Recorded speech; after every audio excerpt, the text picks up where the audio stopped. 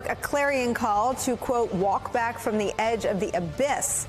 That's from conservative stalwart Liz Cheney just last night at an event in Iowa. Liz Cheney had scathing words, not just for her own party for, quote, abandoning the Constitution, but also for the United States Supreme Court, the nation's highest court, for potentially paving the way for Donald Trump to avoid going to trial for an attempted coup plot against the United States government.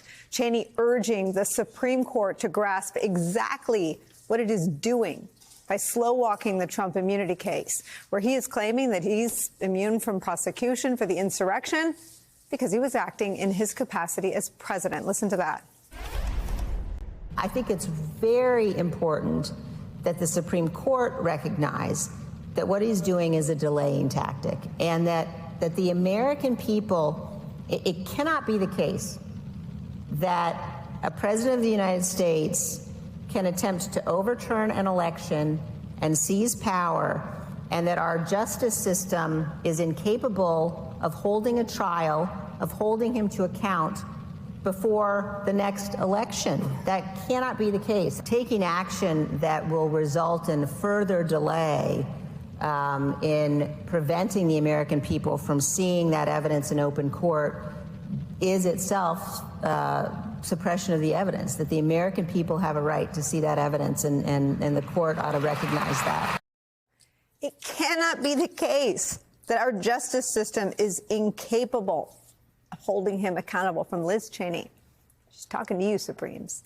She's saying that there is a threat that the courts are now enabling Trump from to avoid all legal accountability and political accountability from the voters. Because more than 3 years after the insurrection, the voters do not have access to a full accounting of what happened, and they won't see that in a court of law. Donald Trump is one step closer to the presidency now, thanks to a political party that has nominated him and continues to enable him. Here's what Cheney had to say about that to her fellow Republicans. It created a situation where I think voters thought, well, you know, it must not be that he's that dangerous, because if he were, then, you know, you would have more people saying so. And look, I think the Republican Party leadership itself had to make a choice. Many times they were faced with a choice between doing what was right, between furthering the democracy and the Constitution, or embracing Donald Trump, and they chose Donald Trump. Cheney also saying that people should make no mistake. A second Trump term will not look anything like the first Trump term.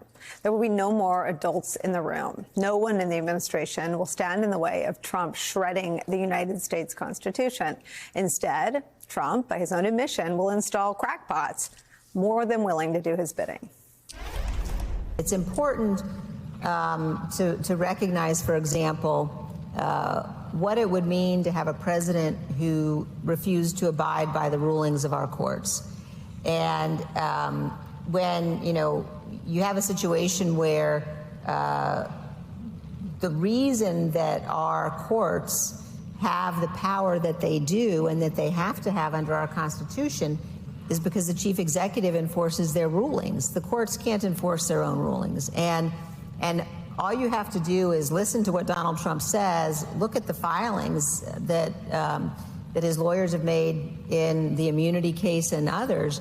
The moment that the court rules in a way he disagrees with, he will just ignore it. He'll refuse to abide by it. I think that's also important for people to understand.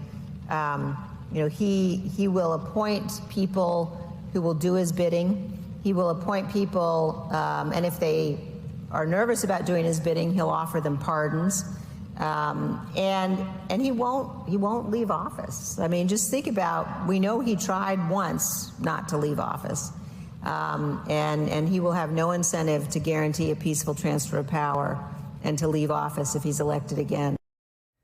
A high-power Republican joining a now bipartisan, all-hands-on-deck effort to protect our democracy and prevent an unrestrained Donald Trump from ever returning to power is where we begin today. Former Trump White House Communications Director and host of the podcast Open Book, Anthony Scaramucci, is here for a triumphant return. We tried this once many, many moons ago, many lifetimes ago, I think, for both of us. We're thrilled to have you back. Thank you. Also joining our conversation, MSNBC contributor and columnist Charlie Sykes is here. And with me at the table for the hour, Democratic strategist and director of the public policy program at Hunter College, Basil Smikle. Anthony Scaramucci, it's a pleasure to have you back here. Thank you for joining us. Thank you, Nicole. You've been a part of something that I really appreciate. I think you have, and you correct me if I get this wrong, but you seem to have tried to coax out of the corners or hiding some of the people who have been reluctant to enter the political fray, to offer their firsthand accounts of the danger that Donald Trump poses. Why is, and I have a little sense that that's a very difficult, painstakingly a diplomatic process. Why is it so hard for some of these people to speak out? They're some of the most alarmed people among us. Well, they probably don't like death threats, Nicole. I think we could probably start there. And so, I mean, that could be the number one reason. But ultimately, I think with the generals, it has to do with their respect for the dignity of the Constitution and not wanting to bring military leadership into the political fray. But at the end of the day, what Liz Cheney is saying is so true and is so alarming that if we don't do it, I don't know who will do it. And I'm certainly worried about everything that she is saying. I just want to add one thing quickly. He will be way more organized this time. One of the reasons why that insurrection failed is that he didn't have the organizational skills. He doesn't have the executive management skills to run an insurrection properly. But he now has willing participants on that campaign that are way more organized than him. And so do not underestimate that, and do not underestimate their effectiveness going forward if he should somehow win, which I predict he won't. He's also, Anthony, studying best autocratic practices. I mean, he spent time with Orban, and he is seemingly modeling a second term around something distinctly un-American. What is your sense of what, if any, preparations are underway in the private sector to prepare for what happened to the private sector in Hungary as Orban ascended? Well, listen, I think it's a very good point. He wants to be in that axis of autocracy. He signals to these dictators that he's one of them. He's looking for their help in terms of understanding their profile, what they do to press freedoms, what they do to business leaders in order to coerce them into their plutocracy, if you will, which ultimately becomes a kleptocracy. So he's there. He's got willing participants. He's got their playbook, but frankly, he has his own playbook. I think the startling thing for Mr. Trump was he couldn't believe that he lost that election. And lest anybody forget, he knows, Nicole, and I just want to repeat this, he knows he lost that election. He tells the insiders that all the time. He just likes to keep that ruse going so that he can get willing participants to fund his legal expenses and fund the campaign. But again, good news. Money's drying up for him.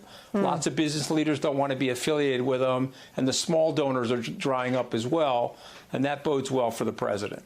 I mean, you just described, really one of the most cynical things that happens in politics. He's spoofing his own, or punking, whatever word you want to use, his own base, that he knows what we know, which is that Joe Biden won fair and square. And the purge of people like lifelong Republican Chris Krebs, and the attacks on Mark Milley, and the attacks on Bill Barr are all because he needs to keep the lie going. One, to raise small dollar donations from the base, and two, to keep them enraged.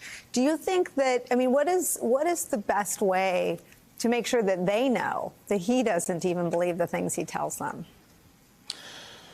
Well, we got to go outside of the mainstream media. We've got to go directly to them. I plan on spending a lot of time in the swing states this fall. Conservative talk radio is a good place for it. Remember, I grew up in a blue-collar neighborhood, so a lot of these guys, it's hard for them to outmaneuver me in places where I grew up.